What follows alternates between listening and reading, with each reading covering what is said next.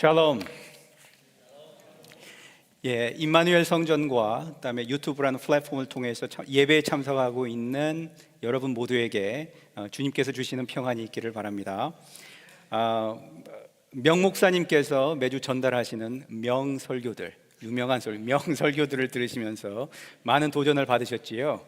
우리 명 목사님이 유머 감각이 있는데 제가 유머가 없어요. 그래서 어떻게 나도 시작을 할까 해서 명설교, 항상 이름을 이용하시길래 유명한 설교. 저는 이제 우리 공동체를 사랑하시는 이 목사님의 마음이 전달될 때마다 주님께 감사를 드리곤 합니다. 왜냐하면 매 주일마다 공동체에게 전달할 메시지를 준비하는 것이 결코 쉽지 않습니다.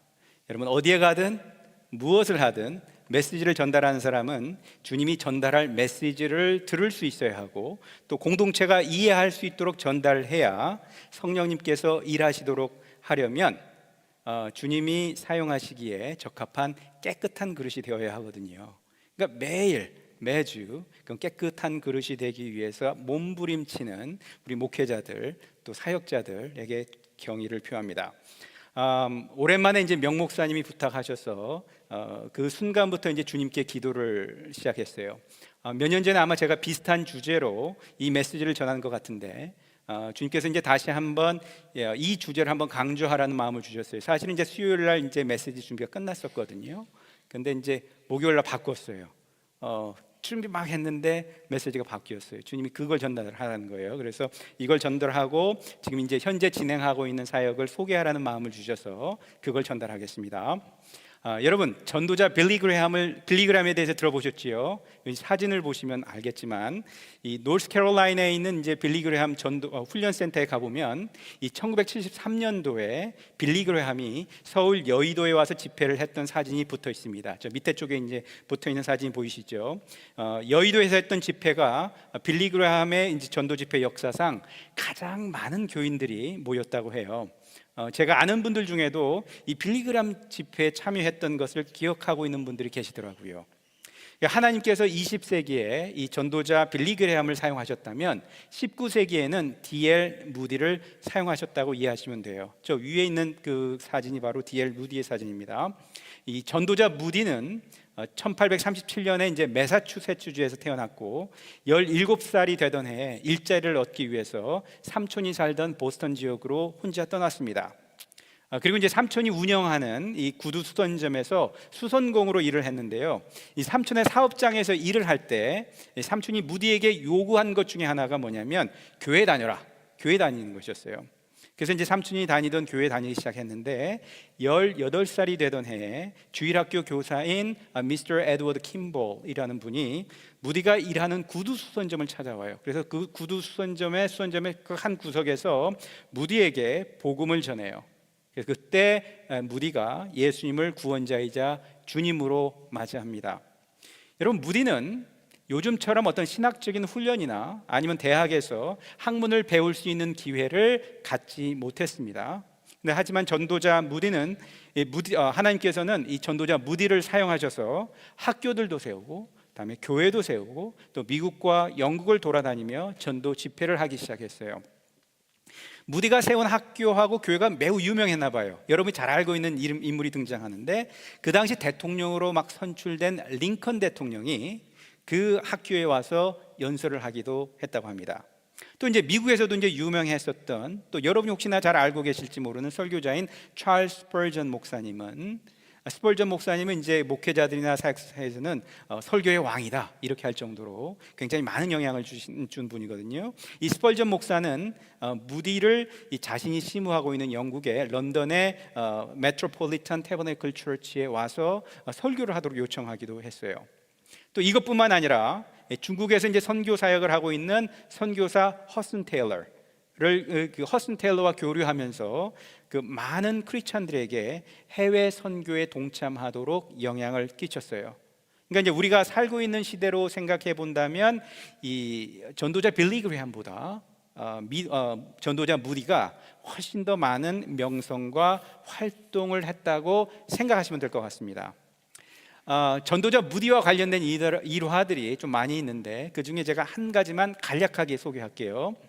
무디가 이제 전도 집회를 마치고 오는 길에 누군가가 집회가 좋았느냐고 물었다고 합니다. 그래서 무디는 예라고 대답했죠. 그랬더니 이제 구원받은 사람이 있었나요? 질문자가 이제 물었어요. 그랬더니 무디는 예, 2명 반이 구원받았습니다 라고 대답했어요. 여러분, 질문자는 그 대답에 웃으면서 이렇게 말했어요. 무슨 뜻인지 알겠어요. 어른 2명하고 어린이 하나가 예수님을 믿었다는 거죠. 그러자 무디는 이렇게 말했습니다. 그게 아닙니다. 어린이 2명과 어른 1명이라는 뜻이에요. 여러분, 무디가 말한 의미는 과연 무엇일까요? 그날 저녁 몇 명의 영혼이 구원받았다고 했죠? 3명이 구원을 받았어요. 그렇다면 몇 명의 인생이 구원을 받았을까요? 2명 반입니다. 구원받은 2사람은 어릴 때 그리스도 앞에 나온 2 어린이로서 그들의 모든 삶을 주를 위해 살 수 있는 사람이고, 구원받은 1사람, 이 어른은 인생의 대부분을 이 세상에서 허비한 사람이기 때문에 그 삶의 후반부만 예수 그리스도께 드릴 수 있는 사람이라는 의미입니다. 여러분, 어린이를 전도하는 사람은 그들의 영혼에만 관심이 있는 것이 아니라 그들의 인생에 대해서도 관심이 있어요. 왜냐하면 한 어린이가 예수 그리스도를 구원자로 맞이할 때 하나님께서 허락하신다면 그 어린이는 자신의 평생을 주를 위해 살 수 있기 때문입니다.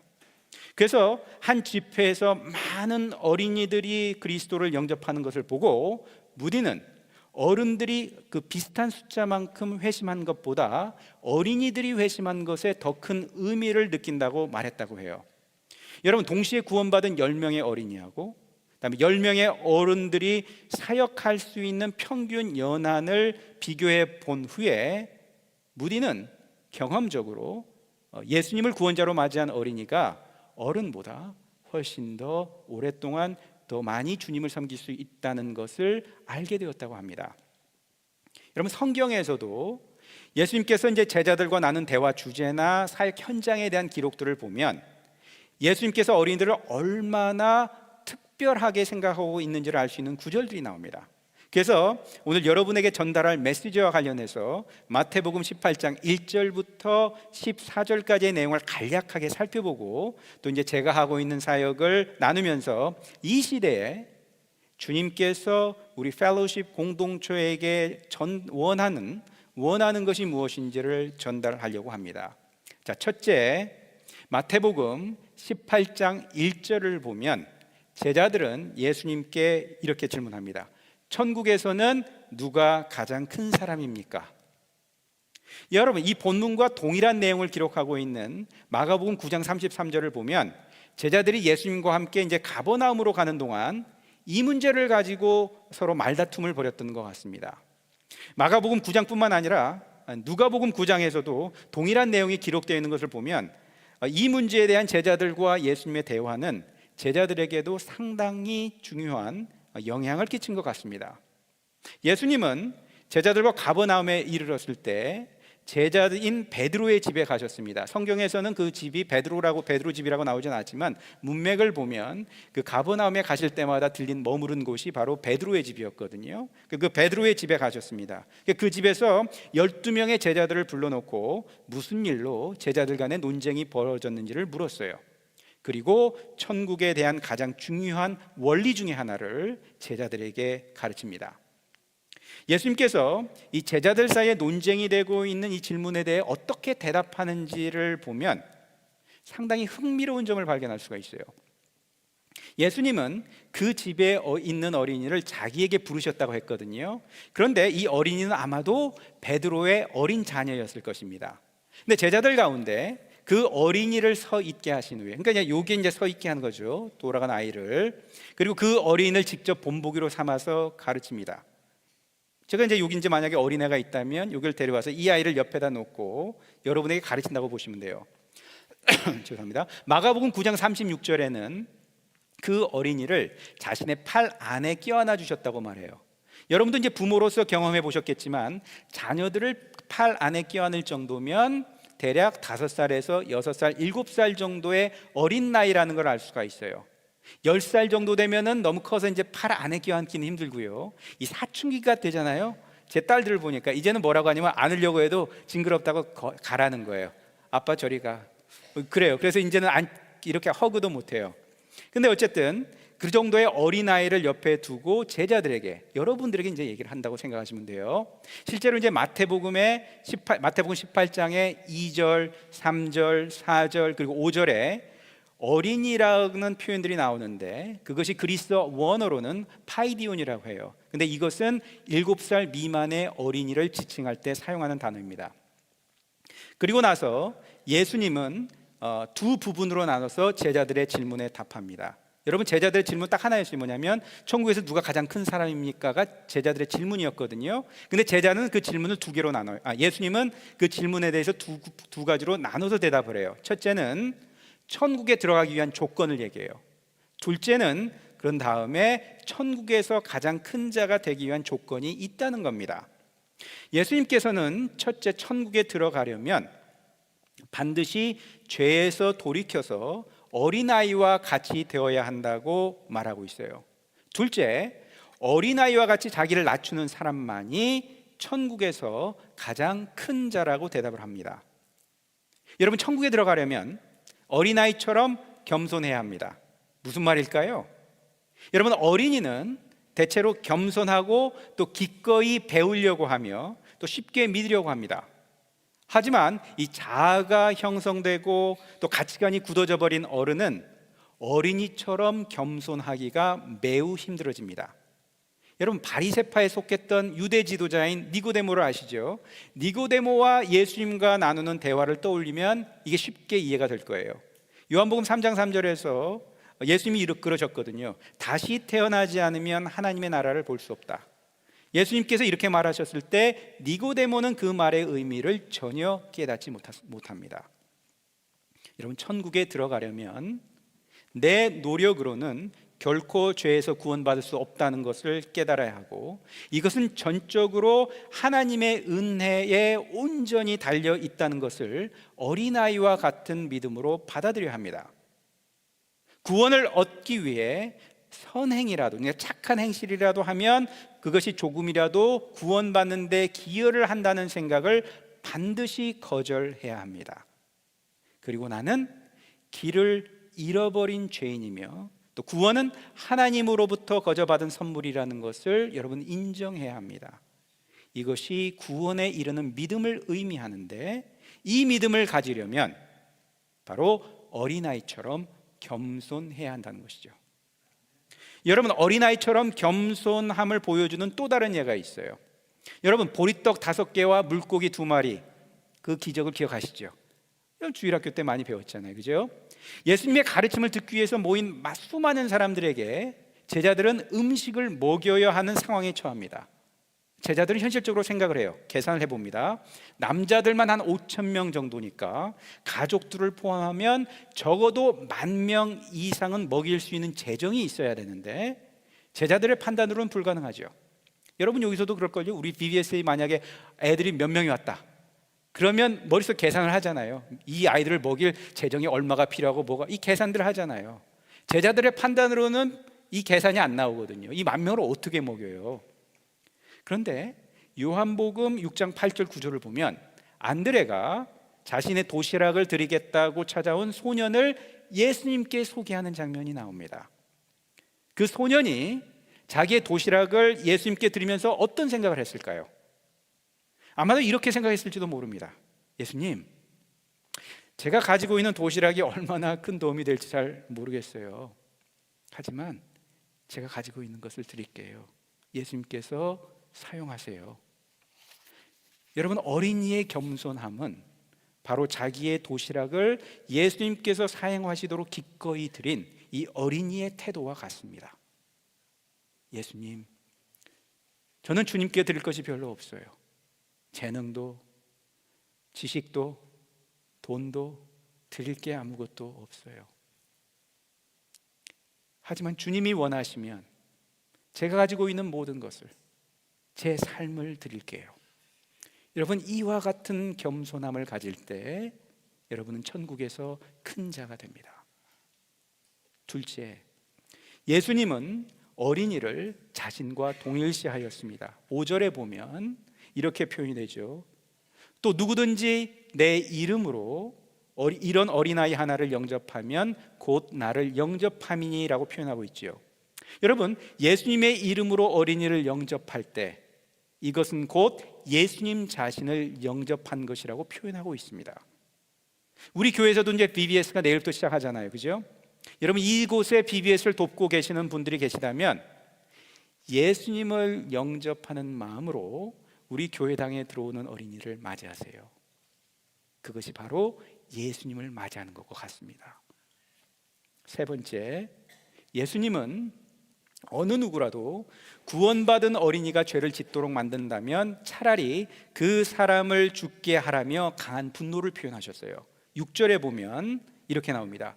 누구든지 나를 믿는 이 작은 자 중 하나를 실족해 하면 차라리 연자 맷돌이 그 목에 매달려 깊은 바다에 빠뜨려지는 것이 나으니라 라고 말하셨습니다. 여러분, 예수님께서 하신 말씀의 의미는 우리의 태도나 생활 방식이 예수님을 구원자로 맞이한 어린이들을 죄에 빠지게 할 수 있다는 것입니다. 여러분, 우리가 무심코 지나갈 수 있지만 집에서나 혹은 교회에서 종종 발생하는 몇 가지 예를 제가 한번 들어볼게요.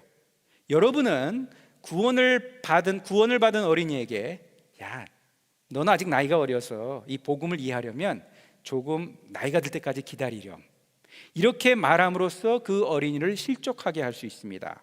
혹은 그렇게 말하지 않더라도 여러분이 말하는 태도를 통해 그 어린이를 낙담시킬 수가 있습니다. 여러분은 구원받은 어린이가 하나님의 말씀을 읽고 배움으로 은혜 안에서 자랄 수 있도록 격려하면서 가르쳐야 하는데 그것을 게을리하거나 무시했다면 그 어린이를 실족하게 하는 것입니다. 여러분은 구원받은 어린이가 너 예수님 구원받았어? 너 이미 성숙한 크리스찬이 되었으니까 이렇게 살아야 돼, 이렇게 강요할 때 그 어린이를 실족하게 할 수 있습니다. 왜냐하면 성숙한 크리스찬이 되는 것은 많은 시간이 걸리고 눈물의 기도가 필요하죠. 여러분 자신을 한번 보세요. 저를 보세요. 얼마나 많은 시간이 걸렸어요. 아직도 저도 계속 성숙함을 배우는 과정이거든요. 시간이 걸리거든요. 근데 예수님 영접했다고 얘가 완전히 개과천선해가지고 확 바뀔 거라고 기대하세요? 아니에요. 이제 막 태어난 베이비와 같거든요. 여러분은 구원받은 어린이 앞에서 크리스찬으로서 사는 삶의 본보기를 보여주지 않아 결과적으로 그 어린이가 죄를 짓도록 만들 수 있습니다.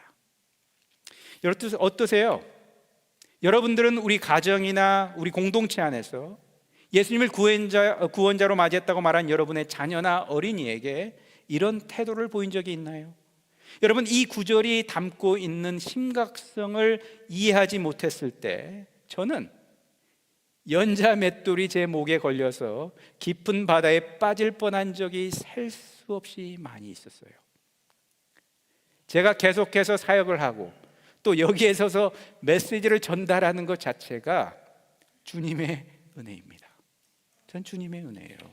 여러분, 네 번째, 어린이들을 실족시키지 말고 업신여기면 안 되는 중요한 이유를 예수님은 10절에서 알려주세요. 10절에 이렇게 나옵니다. 삼가 이 작은 자 중에 하나도 업신여기지 말라. 너희에게 말하노니 그들의 천사들이 하늘에 계신 내 아버지의 얼굴을 항상 배옵느니라. 여러분 놀랍지 않으세요? 여러분, 우리가 결코 알 수 없는 이 영적인 세계의 모습인데 하나님의 보좌 주변에서 일어나고 있는 이 영적인 비밀을 예수님께서 제자들에게 알려주며 경고하신 것입니다. 예수님을 구원자로 맞이한 어린이에게는 그에게 일어나는 모든 일에 대해서 하나님에 대해서 직접 보고하는 천사가 있다는 것이에요. 여러분, 우리는 몰라요. 근데 예수님은 알고 계시고, 왜냐하면 예수님 그 자리에 계셨으니까. 우리는 한 번도 그런 생각을 못했지만 성경 예수님이 가르쳐 주시는 거예요. 우리가 여전히 이걸 깨닫지 못해서 그렇지, 이 천국에서는 이미 예수님을 영접한 여러분들은 천사들이 이미 있어요. 여러분들이 필요할 때마다 그 말씀으로 미니스터를 하는 천사들이 있고 그 천사가 하나님께 계속 얘기한다는 거예요. 어린이들도 있다는 거예요. 어린이들도. 다섯 번째, 여러분 12절에서 13절을 보면 예수님께서 이제 100마리 양을 돌보는 목자가 길을 잃어버린 어린 양 한 마리를 찾기 위해 어떻게 행동하는지를 비유를 통해 말씀하시는 걸 여러분 기억할 겁니다. 여러분, 길을 잃은 어린 양은 반드시 죽을 수밖에 없는 상황에 처했게 됩니다. 목자는 선택을 해야 돼요. 99마리를 지킬 것이냐, 아니면 잃어버린 한 마리를 찾으러 갈 것인가. 여러분, 세상적인 가치로 따진다면 차라리 어린 양을 포기하는 것이 이익이 될 것입니다. 하지만 목자는 잃어버린 어린 양을 찾으러 갔고 찾았습니다.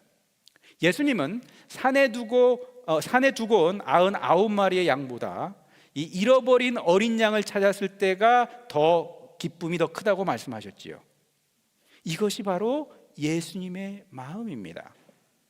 여러분, 예수님은 잃어버린 여러분과 저를 찾기 위해 천국에서 누릴 수 있는 모든 고난을 내려놓고 기꺼이 자기 자신을 희생시키셨지요. 그리고 여러분과 저를 찾아내서 99마리가 있는 양들 곁으로 데리고 오셨습니다. 이와 같이 예수님은 우리 모두가 잃어버린 어린 양을 찾아 나서는 목자와 같은 열정을 갖기를 원하시며 기꺼이 희생하기를 원하십니다.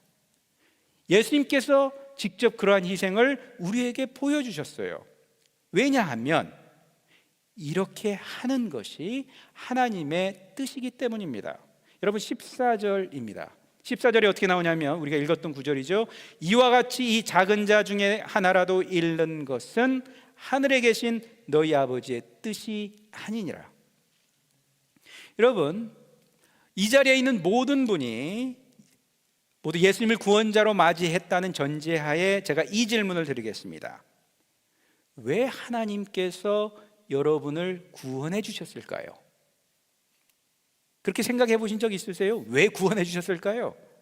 여러분, 만일 하나님께서 우리를 구원해 주신 이유가 우리가 행복하게 되는 것이었다면 여러분, 하나님께서는 즉각 우리를 천국으로 데리고 왔을 것입니다. 왜냐하면 그곳이 훨씬 더 우리가 행복을 누릴 수 있는 장소이기 때문입니다. 만일 하나님께서 우리를 구원해 주신 이유가 하나님을 찬양하는 것이었다면 하나님께서는 즉각 우리를 천국으로 데리고 갔을 것입니다. 왜냐하면 이 땅에서 하나님을 찬양하는 것보다 천국에서 훨씬 더 잘할 수 있거든요. 여러분, 만일 하나님께서 우리를 구원해 주신 이유가 다른 크리스찬들과 교제를 나누는 것이라면 하나님께서는 즉각 우리를 천국으로 데리고 갔을 것입니다. 왜냐하면 이 땅에서 다른 크리스찬들과 교제를 나누는 것보다 천국에서 나누는 교제가 훨씬 더 깊고 훨씬 더 좋으며 훨씬 더 오래 지속될 것이기 때문입니다. 이 땅에서 행복하고 하나님을 찬양하고 다른 크리스찬들과 교제를 나눈 것들은 필요하고 좋은 것들입니다. 하지만 이러한 것들은 하나님께서 왜 우리를 구원하셨고 왜 이 땅에서 계속 살기를 원하시는지에 대해서는 충분히 설명이 되지는 않아요. 여러분, 잘 들으세요. 하나님께서 여러분과 저를 구원하신 이유는 이 땅에서 하나님을 섬기고 하나님을 위해 증인이 되는 삶을 살며 많은 영혼들을 예수 그리스도에게 인도하기 위함입니다. 왜냐하면 이것은 천국에서 우리가 할 수 없는 것이기 때문이에요.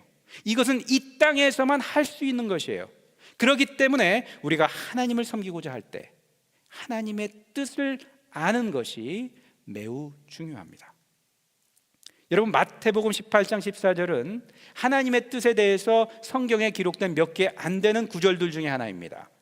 제가 소속되어 사역하고 있는 선교단체가 Child Evangelism Fellowship이라고 해요. 줄이면 CEF라고 하는데 이 CF는 마태복음 18장 14절이 배경이 돼서 1937년에 오버홀츠 목사에 의해 세워졌습니다. 여러분, CEF는 1차 세계대전과 2차 세계대전 사이에 설립이 되었는데요. 여러분, 그때 당시의 상황을 짐작해 본다면 어느 교회나 교단들도 어린이들의 영적인 필요에 대해서는 전혀 관심을 두지 않았던 시대입니다. 지금도 마찬가지긴 해요.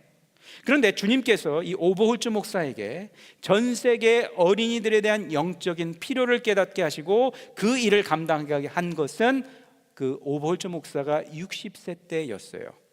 그리고 그때 세워진 CEF는 지금 현재 88주년이 된 올해에도 계속해서 어린이에게 복음을 전하는 전도자들을 훈련시켜서 어린이들에게 복음을 전하고 있습니다. 여러분, 지난 5월에 제가 이제 노스캐롤라이나에서 진행된 CEF 국제 컨퍼런스에 제 가족하고 또 한인 교사들 혹은 미국인 교사를 포함해서 11명이 참석했어요. 비자를 받지 못해서 참석 못한 사역자들이 많았다고 해요. 그런데 그 컨퍼런스에 참여한 사람이 104개 국가에서 1000여 명이 넘게 참여했다고 합니다. 여러분, 유엔에 등록한 약 210개의 나라가 있는데 현재 10개 국가에서만 사역의 문이 열리지 않았다고 하네요. 컨퍼런스 기간 동안 매일 아침에 이른 아침에 새벽 기도처럼 이른 아침에 약 어떤 한 큰 룸에서 한 200명이 1000여 명 중에서 200명 정도가 참석해서 각 대륙별로 이제 기도하는 시간이 있었어요. 그리고 사역이 열리지 않는 나라들이 열릴 수 있도록 간절하게 기도했습니다. 이 사역이 열리지 않는 나라들 중에 하나는 여러분이 혹시 기도하고 계실지도 모르는 나라가 한 군데 있어요. 여러분이 잘 알고 있는 나라일 거예요. 어느 나라일까요? 북한입니다. 사진을 좀 보여주실래요? 북한에 있는 어린이들. 저게 2017년도에 저희가 이 무브먼트가 있었거든요. 왜냐하면 2017년도에는 유일하게 딱 한 나라만 사역이 열리지 않았거든요. 그 나라가 북한이었어요. 그래서 전 세계에 있는 모든 CF 사역자뿐만 아니라 굿뉴스 클럽에 다니는 어린이들이 저 나라에 있는 어린이들을 위해서 기도했어요. 왜냐하면 여기서는 복음을 들을 수 있는 기회가 있잖아요. 근데 저 나라에 있는 저 어린이들은 평생을 복음도 듣지 못하잖아요. 근데 복음을 듣지 못하고 죽으면 어딜 가요? 천국에 못 가잖아요. 그렇지 않아요? 그래서 놀라운 일이 그때 있었어요. 트럼프가 대통령이 되면서 막 문이 막 열리기 시작했었거든요. 열리는 것처럼 막 분위기가 좋아져가지고. 근데 아직 열리지 않았어요. 아직도. 저 나라가 있어요. 계속 기도하고 있어요. 여러분도 기도했으면 좋겠어요. 근데 이제 국제 대회에서 이제 발표된 통계에 따르면 CF 사역들을 통해서 2024년도에 3,100만 명 이상의 어린이들에게 복음을 전했다고 해요. 여러분, 이것을 환산하면 1분당 60명의 어린이들이 복음을 들었다는 것이에요. 지금 현재 이 순간에도 전 세계 어느 지역에서는 60명의 어린이들이 복음을 듣고 있다는 거예요. 그리고 900만 명 이상의 어린이들이 예수님을 구원자로 맞이했습니다. 여러분, 이번 5월 달에 CF에서 새로운 사역 목표를 발표했는데 그것은 뭐냐면 2032년도까지 매년 1억 명 이상의 어린이들에게 복음을 전하는 것입니다. 이건 하나님만이 할 수 있는 일이에요. 우리도 이걸 어떻게 해야 될지 나도 잘 모르지만 하나님만이 할 수 있는 일이에요.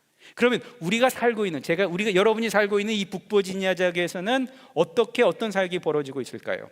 여러분, 새 학년이 곧 시작하잖아요. 8월 말부터 시작하기 때문에 저희는 방과 후 프로그램인 애프터스쿨 굿뉴스 클럽을 10월부터 시작해서 그 다음에 4월 말까지 진행을 합니다. 교회나 이제 가정에서도 이제 굿뉴스 클럽을 할 수가 있는데, 여러분, 공립학교에서 성경을 가르치는 이 클럽을 할 수 있었던 중요한 계기가 있어요. 1960년대 후반부터 이 미국은 성경과 십계명과 기도를 공공장소에서 하지 못하도록 하기 시작했죠. 그리고 흑인 인권 운동에 편성해서 동성애, 동성결혼 그리고 낙태를 합법화하기 시작했습니다. 여러분, 2001년도에 벌어진 9.11 사건을 기억하세요? 영화 같은 그런 장면이 벌어졌잖아요. 아직도 이제 제가 알고 있는 분들 중에는 이런 끔찍한 테러에 대해서 트라우마가 있는 분들이 아직도 있어요. 여러분, 마치 주님이 미국을 심판한 것처럼 보였을지도 몰라요. 그때 당시 이제 여기서 사역하면서 이제 미국인들에게 물어봤더니 마치 이제 주님께서 이제 이 미국 땅에 강한 경고의 메시지를 보낸 것처럼 이해를 하더라고요. 그런데 감사하게도 9.11 사건이 벌어지기 3개월 전 2001년 6월 11일 날 공립초등학교에서 이 굿뉴스 클럽을 통해 성경을 가르칠 수 있도록 하는 대법원 판결이 그때 있었어요. 3개월 전에. 이 기념비적인 대법원 판결이 있었기 때문에 여전히 지금도 법적인 싸움들이 종종 있긴 하지만 초등학교에서 방과 후에 굿뉴스 클럽을 통해 성경을 가르칠 수 있었던 것입니다. 여러분, 굿뉴스 클럽은 교회 다니지 않는 어린이들에게 매주 복음을 전하고 성경을 가르칠 수 있는 매우 귀한 수단입니다. 교회 주일학교의 사역을, 프라미스랜드의 사역을 학교로 옮겨 놓았다고 생각하면 돼요. 왜냐하면 교회 다닐 수 없는 어린이들에게는 학교에서 진행하고 있는 굿뉴스 클럽이 어쩌면 그들에게는 하나님의 말씀을 배우고 찬양을 할 수 있는 교회와 같기 때문입니다. 여러분, 작년에는 저희 북버지니아나의 22개 학교에서 클럽이 진행되었어요. 그리고 740명 이상의 어린이들이 클럽에 등록했고요. 이 중에서 142명이 예수님을 구원자로 맞이했습니다. 믿겨지세요? 여러분, 우리 교회에서 몇 명이 예수님을 영접하죠? 1년 동안 142명의 어린이들이 예수님을 영접합니다. 여름에는 어린이들이 방학을 해서 학교에 없기 때문에 저희가 이제 그 어린이들을 찾아가서 BBS를 해줍니다. 이렇게 나이스하게 하지는 않아요. 근데 우리는 왜냐면 길거리에서 하기 때문에, 혹은 공공 장소에서 하기 때문에. 근데 우리는 이것을 5day 클럽이라고 합니다. 근데 이 여름 사역을 위해서 청소년들을 선교사로 훈련시키는데, 이러한 훈련 프로그램을 Christian Youth in Action이라고 해요. 줄여서 CYIA라고 하거든요. 올해 저희 지역에서 이 사진을 보시면 아시겠지만 41명의 청소년 선교사들을 훈련시켰습니다. 이 훈련된 청소년들과 함께 매주 팀을 이루어가지고 7월 한 달 동안 이 5day 클럽을 13개 지역에서 했어요. 지난 금요일에 끝났어요. 이 팀을 데리고 돌아다니면서 사역을 하는데 약 220명 이상에게 사역을 했고 6명이 예수님을 구원자로 맞이했어요.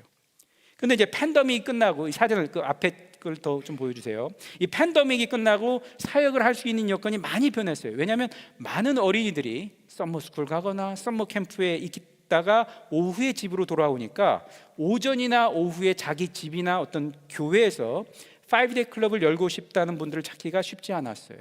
그래서 작년부터 스페니시 공동체를 대상으로 사역하는 교회나 단체와 협력해서 늦은 오후나 저녁에 이렇게 뜨거운 태양을 피해서 커다란 나무 그늘에서, 여러분 사진을 보시면 알겠지만 저런 나무 그늘에서 5day 클럽들을 했습니다. 물론 이제 공간 안에서 한 것도 있고요. BBS를 도와서, 대만 교회의 그 BBS를 도와서 하기도 했고요. 근데 올해는 주님께서 다른 부담을 주셨어요. 제게 훈련을 받은 이 청소년 선교사들을 격려해가지고 직접 글 없는 책, 그러니까 워드리스 북을 통해서 길거리에서 복음을 전하도록 하라는 것이었어요. 여러분, 5day 클럽을 하고 나면 집에 다 데려다 주고 나면 얼마나 지치고 힘든지 몰라요. 근데 그 클럽 사역을 하고 나서 그 후에 길거리로 가서 복음을 전하라고 하는 것은 한 번도 해본 적이 없거든요. 왜냐하면 이걸 하려면 고려해야 할 것이 너무 많았어요. 이 청소년 선교사들이 차가 없기 때문에 차를 데리고 일일이 또 움직여야 됐거든요. 그런데 또 어린이들에게 복음을 전하려면 도대체 어느 장소로, 언제 찾아가야 하나? 우리 교회도 제가 여러 사람에게 물어봤어요. 어디가 좀 좋은 장소가 있을까요? 좋은 시간이 있을까요? 왜냐하면 날씨가 더우니까 또 애들이 안 나와요. 그렇죠? 그리고 몰이나 이런 데 가려고 했더니 중요한 건 뭐냐면 자연스럽게 복음을 전할 수 있는, 부모의 동의를 받지 않아도 복음을 전할 수 있는 장소가 필요하거든요. 왜냐하면 부모에게 물어보면 no 이러거든요. 그러니 이게 마치 복음을 전하는 것은 어쩌면 낚시를 하는 것과 같아요. 물고기가 지나가는 장소와 시간이 맞아떨어져야 그물로, 낚시로 물고기를 잡을 수 있으니까 말이죠.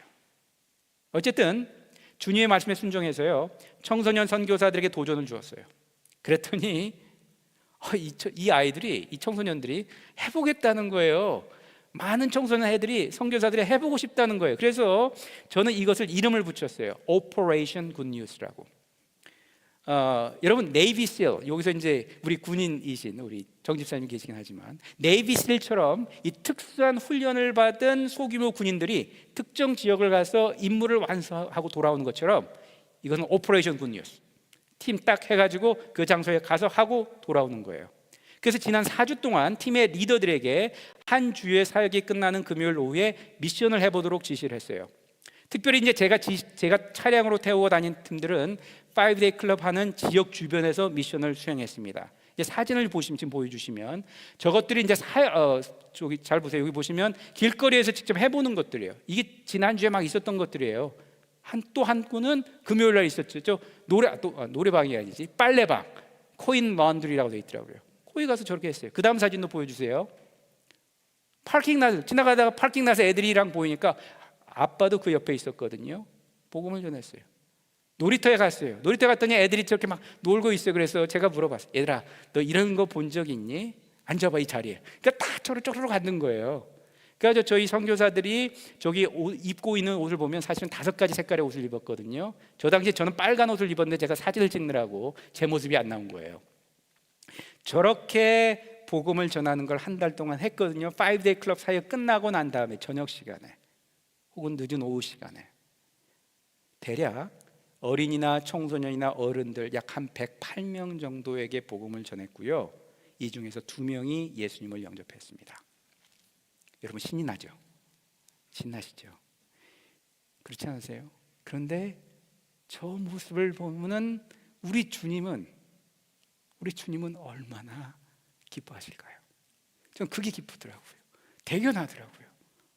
저 아이들이, 여러분 어른들은 별의별 생각 많이 하잖아. 아이고 막 이런 애들한 청소년 선교들한테 해서 가자 해보자. 처음에는 막 이래요. 근데 하는 걸 가만히 지켜보고 데리고 다니면서도 제가 너무 기쁜 거예요. 주님, 제가 순종하기를 잘했네요. 애들이 우리가 또 나중에 모여서 간증들을 할 거거든요. 하나님이 임재하는 것을, 하나님이 성령이 역사하는 걸 봤다고 간증을 해요. 제 딸도 그 간증을 하더라고요. 오늘 어제 저녁에. 이 복음을 전하는 법을 알게 된 청소년들이 5데이 클럽을 통해서, 아니면 오퍼레이션 굿뉴스를 통해서, 혹은 자기 교회의 사역들을 통해서 어디에 가서든 복음을 전하고 있으니까 주님이 얼마나 기뻐하시겠어요. 여러분, 주일 예배가 끝나고 다음 사진을 보여주세요. 차를 타고 교회 건물을 나가실 때 혹시 스탑 사인에 붙어있는 혹시 저 문구를 혹시 보신 적 있으세요? 예배 끝나자마자 막 열심히 막 운전하고 나가잖아요. 근데 스탑 사인이 있어요. 그 밑에 뭐라고 써 있냐면 You are now entering the mission field. 보신 적 있으세요? 제가 하도 저게 귀해가지고 사진을 찍어놨다니까요. 여러분은 지금 예배 끝나고 난 다음에 여러분은 지금 미션 필드로 지금 나가고 있는 겁니다. 오늘 나가시다가 자세히 보고 가세요. 여러분, 지금 우리는 매우 중요한 시기에 살고 있습니다. 여러분 자신의 삶에 대해, 또 우리 교회 공동체에 대해 하나님의 뜻을 깨달으셨다면 예수님께 자신의 전부였던 보리떡 5개와 물고기 2마리를 가지고 온 어린이처럼 기꺼이 예수님께 여러분을 드리세요. 여러분 마태복음 18장 14절에서 이와 같이 이 작은 자 중에 하나라도 잃어버리는 것은 하늘에 계신 아버지의 뜻이 아니라고 했습니다. 여러분, 어린이에게 전도하는 것은 하나님의 뜻을 이루는 것이고, 예수님을 구원자로 맞이한 어린이의 인생을 하나님을 위해 사용하도록 인도하는 것이에요. 여러분의 가정에서 교회는 따라 나오지만 아직 복음을 알지 못한 자녀나 손자가 있다면 직접 복음을 전해보세요. 여러분, BBS에 참여하고 있는 어린이들에게 복음이 전해지도록 기도해 보세요.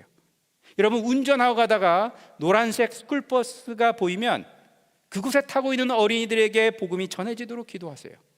여러분, 운전하고 지나가다가 초등학교가 보이면 그곳에서 복음을 전할 수 있는 굿뉴스 클럽이 열리도록 기도해 주세요. 그리고 마지막으로 복음을 들을 기회조차도 없는 나라에 살고 있는 이 어린이들에게 복음이 전해지도록 기도해 주세요.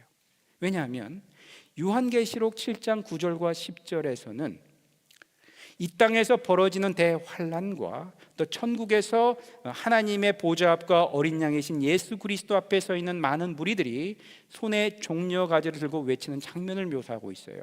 요한계시록 7장 9절과 10절입니다.